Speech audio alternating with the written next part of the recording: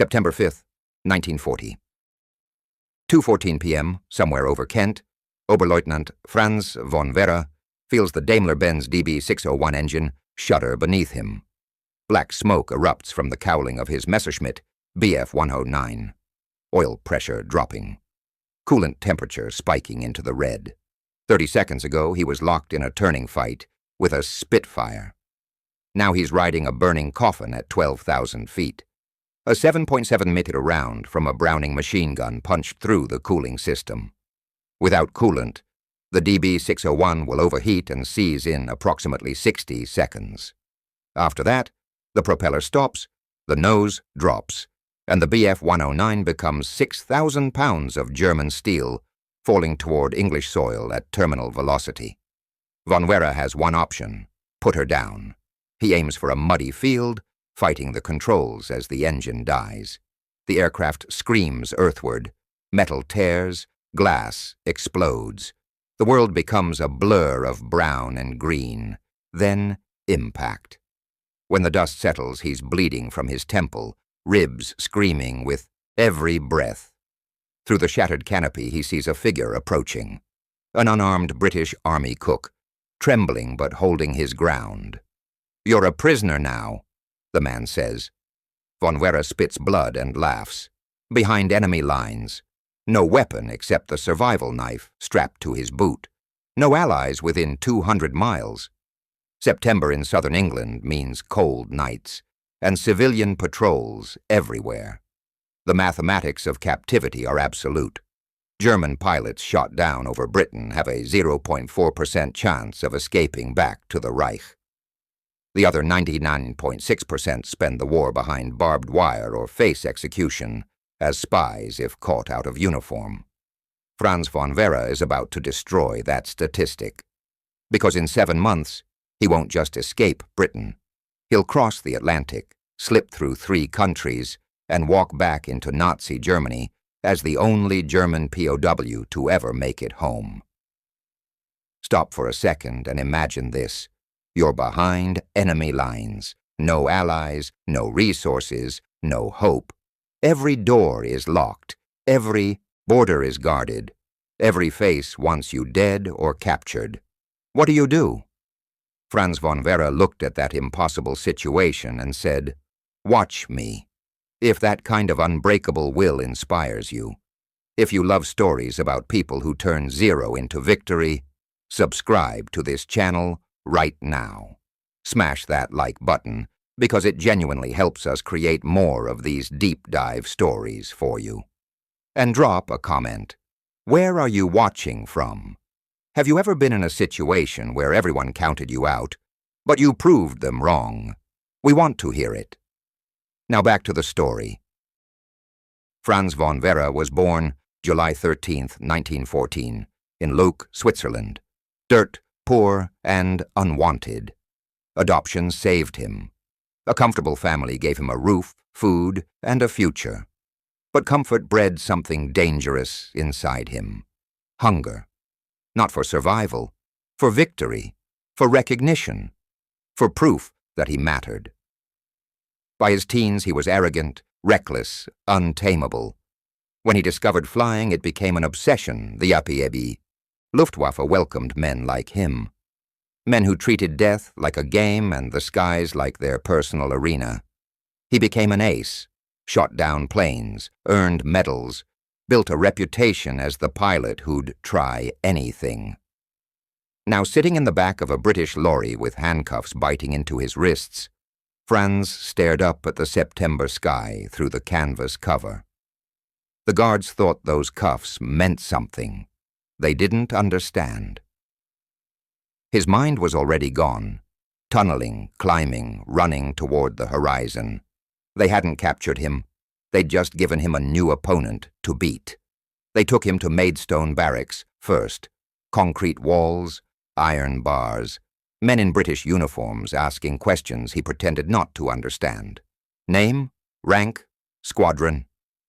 Franz gave them nothing but his name and a smile that made them uneasy. The guards saw a cocky young Luftwaffe pilot, another Nazi flyboy who'd spend the war playing cards behind wire. They didn't see the predator studying every door hinge, every window latch, every gap in the fence. Franz memorized guard rotations, counted footsteps, learned English phrases by eavesdropping. Shift change at 8, check the perimeter, lock the gate. He manipulated fellow POWs too, convinced one to stage a fight as a distraction while he tested a loose section of fencing with a stolen pickaxe trench tool. It failed. Guards caught him mid-dig. They moved him to Grisdale Hall in Lancashire. Tighter security, more guards. They thought that would hold him. Franz thought differently. One morning he woke up blind. He smeared dirt into his eyes until they watered and turned red, stumbled into walls, knocked over chairs, clutched his face, and screamed about the crash, the impact, the darkness that wouldn't lift. Guards called doctors. The doctors examined him, shined lights into his pupils, argued in hushed voices. Traumatic optic neuropathy, possibly. Could be psychological. We should transfer him. The guards pitied him. Poor bastard. Shot down, half-blind, broken, they transferred him to a hospital. That night Franz slipped out a second-story window. Cold rain hammered the English countryside as he ran. No coat, no map, just stolen clothes and desperation. He hid in ditches when headlights appeared, crossed fields in the dark, made it 20 miles before exhaustion caught him. A police patrol found him collapsed near a railway, shivering and soaked. They dragged him back, solitary confinement, a cell barely wider than his shoulders. Guards slammed the door so hard the walls shook. You think this is a game? You're done, Kraut. No more transfers, no more hospitals. They left him in the dark. Franz sat on the cold floor, back against the wall, and laughed quietly to himself. Not the manic laugh of a madman, the satisfied chuckle of someone who'd just learned something valuable. Faking injuries worked. Hospitals had weak security. England had air bases. He closed his eyes and whispered into the silence. Next time I steal a plane. Franz walked onto RAF Hucknall like he owned it. Stolen RAF uniform. Confident stride. A story ready if anyone asked. Downed pilot. Disoriented. Looking for the ops room. Nobody asked. Ground crew bustled past him, too busy with their own work to notice one more airman crossing the tarmac. And there it sat, in the morning mist, a Hawker Hurricane. Franz's heart hammered as he approached. He'd studied British fighters from the cockpit of his Bf 109, but only through a gun sight. Now he was about to fly one home. He climbed into the cockpit. The controls felt alien. Wrong. The throttle was on the left, opposite the Messerschmitt. The instrument panel looked nothing like what he knew. He scanned for the starter, found the magneto switches, flipped them, pressed what he thought was the primer. Nothing. He tried the throttle, adjusted it, hit the starter again, still nothing. The Merlin engine sat cold and silent beneath him, mocking his ignorance. Sweat beaded on his forehead. His hands moved faster now, desperate, flipping switches in combinations, hoping one sequence would wake the beast. "Oi, what the hell are you doing?" A shout from across the airfield, boots pounding toward him. Franz tried the starter one last time. The engine coughed, but refused to catch. Hands grabbed him, yanked him out of the cockpit, rifles raised, a dozen faces staring at him, some shocked, some furious, one almost impressed. A young RAF sergeant stepped forward, studying Franz's face, the stolen uniform, the desperation in his eyes. "You were going to steal our fighter?" Franz met his gaze and smiled weakly. "Of course." They dragged him away. Solitary confinement again. Darker cell. Heavier locks. Guards rotated every hour now. watching him like a caged animal that had already bitten twice. But captivity only sharpened his obsession. Franz sat on the floor of his cell, back against the cold stone wall, staring at the mortar between bricks. He dragged his fingernail across the surface, slowly, methodically, scratching lines into the grime. A map, not of England, of what lay beneath it, tunnels, distances, angles of descent, exit points beyond the wire. He'd tried deception. He'd tried audacity. Now he'd try the earth itself. His fingernail scraped another line into the wall, the sound barely audible in the silence. The guards thought they'd broken him. They had no idea he was already gone, digging his way out, one imaginary shovelful at a time. Swanwick POW camp, winter 1940.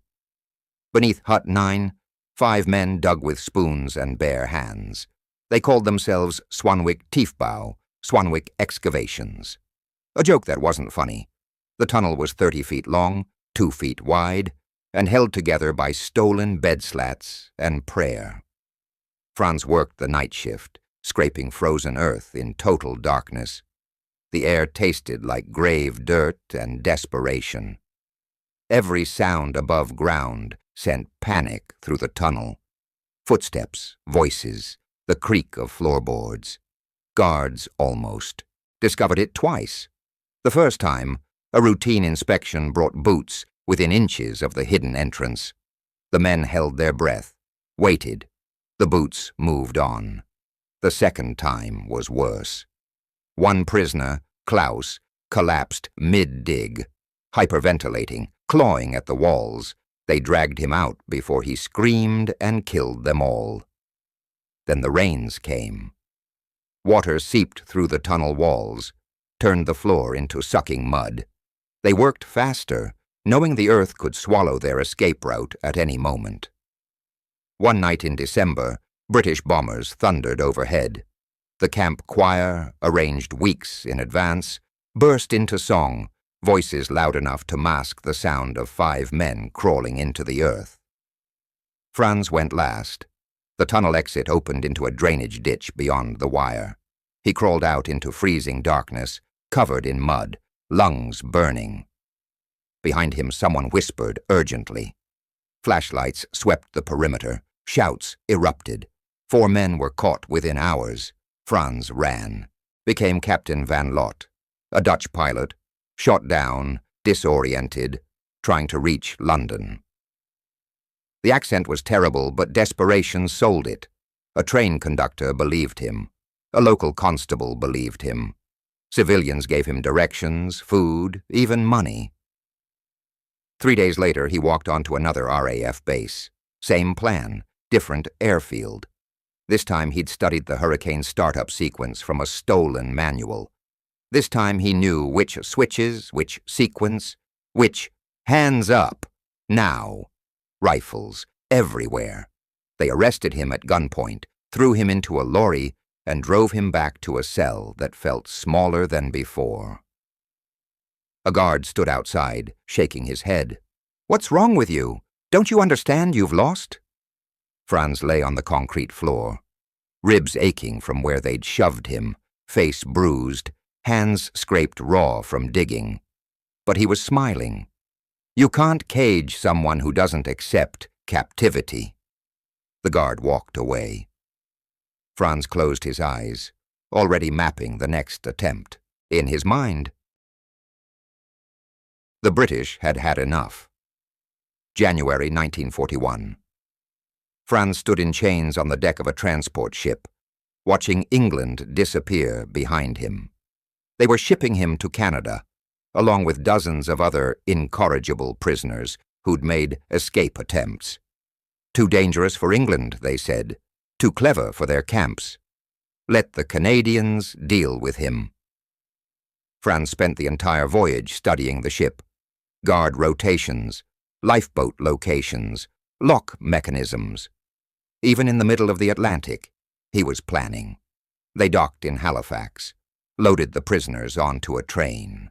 Destination, a camp deep in the Ontario wilderness where the cold killed faster than bullets. The train rolled through endless snow-covered forests.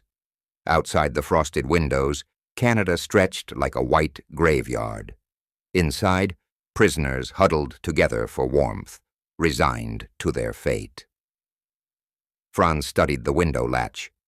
That night he whispered to 7 others, "When I move, you move."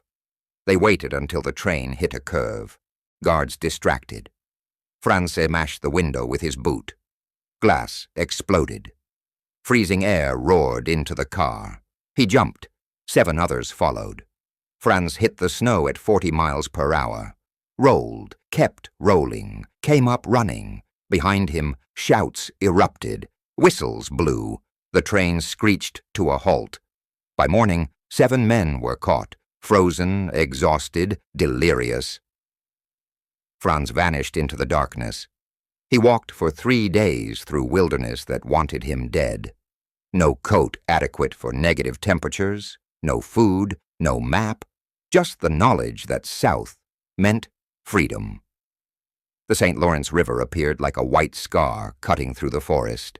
It was frozen, mostly. Franz stepped onto the ice. It groaned beneath his weight. He took another step. A crack spiderwebbed outward. Another step. The ice shifted. Water seeped through fissures, black and lethal. He ran. The ice broke behind him. He threw himself forward as the world fell away. His hands clawed at solid ice. His legs plunged into water so cold it stopped his heart for a beat. He dragged himself out. Crawled. Kept crawling until the ice held, until trees appeared, until he collapsed, face first, into snow that wasn't Canadian anymore. American soil. Franz lay there, shivering violently, ribs heaving, fingers blue. He pressed his forehead against the frozen ground and whispered through cracked lips, "I beat you." Then the darkness took him. New York City, January 24th, 1941. Franz walked into a police station, frostbitten and filthy, and surrendered. Not because he'd given up, because he'd gotten smarter. The desk sergeant stared at him. "You're saying you're an escaped German POW?" "I'm saying I entered the United States illegally," Franz replied carefully. "I need to speak with the German consulate." They arrested him for illegal entry. Not as a POW, as an immigration violator. The distinction mattered. One meant immediate extradition to Britain. The other meant lawyers, bail hearings, and time. The German consul arrived within hours. Bail was posted, $5,000. The judge, annoyed but bound by law, released him pending trial. Franz walked out of that courthouse a free man on American soil. He never attended the trial. By the time the hearing date arrived, Franz was already in Mexico City, smuggled across the border in the back of a diplomatic car. From Mexico, he boarded a steamer to Brazil. German sympathizers hid him in Rio for 2 weeks while paperwork was forged. Then Spain. That's where it almost ended. A Spanish border guard studied his documents too long, asked too many questions. Franz's hand drifted toward the knife in his coat pocket, calculating whether he could fight his way through. The guard stamped the passport. "Welcome to Spain." Franz exhaled for the first time in 5 minutes. From Spain to Italy, from Italy to the Austrian border. Each crossing brought fresh terror. The fear that someone would recognize him, that Britain would learn he'd slipped through their fingers, that after everything, he'd be caught 10 miles from home. But the borders opened, the checkpoints waved him through. April 18th, 1941. Franz boarded a train in northern Italy bound for Munich. The countryside rolled past, mountains, valleys, villages untouched by war. Then the signs changed, the language shifted. German. He was home. Franz pressed his forehead against the cold window, watching his country appear through the glass. His throat tightened, his vision blurred. 7 months, 5 escape attempts, 3 countries, 1 frozen river, an ocean crossed in chains. He'd done the impossible. Tears slipped down his face as the train clattered over German tracks. He whispered into his reflection, "I made it home." Behind him, other passengers talked and laughed, unaware they were sitting next to a ghost, a man the British had buried alive who'd clawed his way back from the grave. They called him the one that got away. April 1941. Franz von Werra stepped off the train in Berlin to camera flashes and roaring crowds. Reporters shouted questions, children waved flags, officers saluted. He'd become a legend before he'd even filed his report. Within days, Hitler personally awarded him the Knight's Cross of the Iron Cross, Germany's highest military honor. The medal felt heavy around his neck, heavier than the chains he'd worn crossing the Atlantic. Propaganda posters appeared overnight, Franz's face staring defiantly from walls across the Reich. The pilot who escaped the British Empire. Journalists lined up for interviews. Publishers offered book deals. He wrote it all down, the tunnel, the plane theft, the frozen river, turned his nightmare into a best-selling story. The public loved him. But at night, alone in his quarters, Franz couldn't sleep. He saw the ice cracking beneath him, felt the water pulling him under, heard the click of rifles as guards dragged him from the hurricane cockpit. Every escape attempt replayed in his mind like a film reel stuck on repeat. 7 months of running, 7 months of lying, 7 months convinced each breath would be his last. He'd beaten the British Empire. So why did he still feel like he was drowning? Survivor's guilt gnawed at him. Klaus, who'd collapsed in the tunnel. The 7 men caught in the Canadian snow while Franz ran free. Every face he'd left behind in those camps stared at him from the darkness. But the nightmares faded when he was in the air. Flying silenced the ghosts. Up there at 20,000 feet with nothing but sky and speed, the past couldn't touch him. The Luftwaffe welcomed him back, gave him a new Bf-109, sent him east to train new pilots. May 1941. Franz walked across the tarmac toward his aircraft. Mechanics were finishing pre-flight checks. The engine hummed, that familiar Daimler-Benz growl that felt like a heartbeat. He climbed into the cockpit, settled into the seat, and wrapped his hands around the control stick. This felt right. This felt safe. After escaping Britain, tunneling through Earth, crossing a frozen river and beating an empire, nothing in the world could stop him now. He whispered it into the roar of the engine. Nothing can stop me now.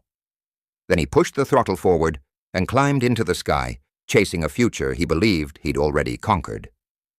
October 25th, 1941. 10:47 a.m., somewhere over the North Sea.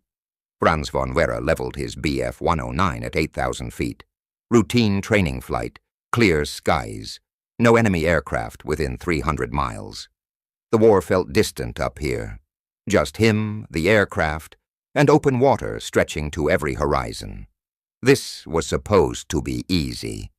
Then the engine shuddered, subtle at first, a vibration through the airframe that didn't belong.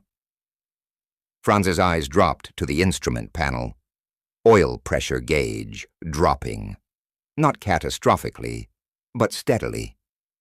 He tapped it. The needle continued its slow descent. RPM fluctuated. 2,400, 2,200, 2,500. The propeller couldn't decide what it wanted to do. Franz adjusted the throttle. The engine responded, then stuttered. The vibrations intensified. Something was coming apart inside the Daimler-Benz. A bearing, a rod, something critical grinding itself to death. Oil pressure hit the red line. Then the propeller went into overspeed. The blades spun wildly, screaming like a banshee. The entire aircraft shook violently. Franz fought the controls, but the physics were brutal. Without oil, the engine was seizing. The propeller was tearing itself apart. He had seconds. Franz yanked the canopy release. Wind roared into the cockpit. He rolled the aircraft inverted and dropped into the freezing October sky. At 6,000 feet, the parachute deployed. The jerk was violent. Harness straps bit into his shoulders. Above him, white silk blossomed against gray clouds. Below him, the North Sea waited, dark, infinite, and cold. He hit the water hard. The impact knocked the air from his lungs. Freezing water closed over his head. He kicked upward, broke the surface, gasped. The parachute collapsed around him, silk turning into a wet shroud, trying to drag him under. Franz tore at the harness, got one buckle free. Waves crashed over him. Salt burned his eyes. He couldn't feel his fingers anymore. He tried to swim, couldn't tell which direction. The water was so cold it felt like knives stabbing every inch of his skin. Hypothermia worked fast in the North Sea. 10 minutes before you lost motor function, 20 before you lost consciousness. Franz screamed for help. The wind swallowed his voice. No rescue planes, no boats, just gray water and grayer sky. He'd survived British prisons, tunnels, guards, a frozen Canadian river. And now this. His arms stopped working. His legs went numb. The waves kept coming. Franz von Werra, the man who escaped an empire, sank beneath the surface. The water filled his lungs. The darkness took him, and the North Sea kept its secrets. Rescue planes launched within the hour. They searched the North Sea for 3 days, flew grid patterns over gray water, radioed coordinates, dropped markers. The Luftwaffe sent every available aircraft. The Kriegsmarine dispatched patrol boats. They found nothing, no parachute, no life vest, no body. Franz von Werra had vanished, 27 years old, national hero, the only German POW to escape Britain and make it home, the man who'd beaten tunnels, guards, frozen rivers, and an empire. Gone. The official report listed him as missing, presumed dead. His family received a telegram. Newspapers ran obituaries. The propaganda machine that had celebrated his return now mourned his loss. But the irony was suffocating. He'd faked blindness and fooled doctors, walked onto enemy air bases twice and nearly stolen fighters, dug through earth with bare hands, jumped from a moving train in the Canadian wilderness, crossed the St. Lawrence River on cracking ice that should have killed him. He'd lied to police, train conductors, border guards, slipped through 3 countries while half the Allied world hunted him.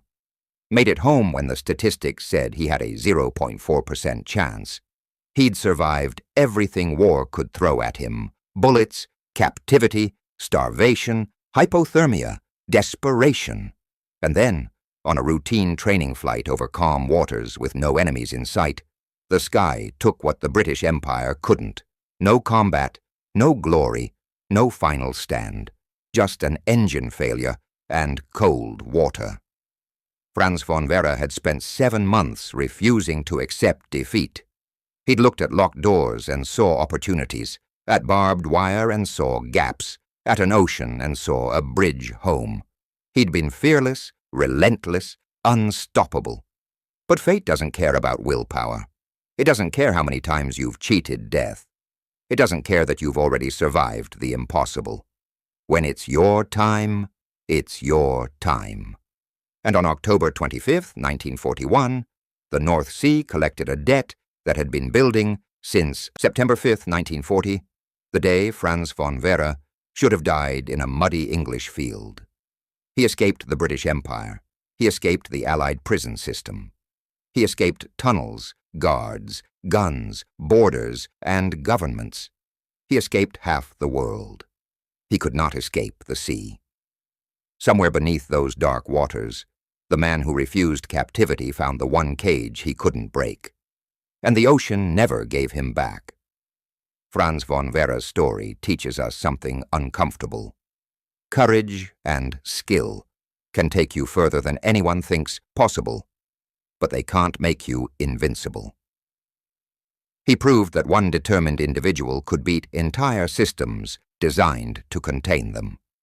But he also proved that fate doesn't negotiate. If stories like this fascinate you, real people who defied impossible odds, subscribe to this channel right now. We spend weeks researching these forgotten moments in history, so you don't have to. And if you want another story that'll keep you on the edge of your seat, click the video on your screen right now. Trust me, what happens next will blow your mind.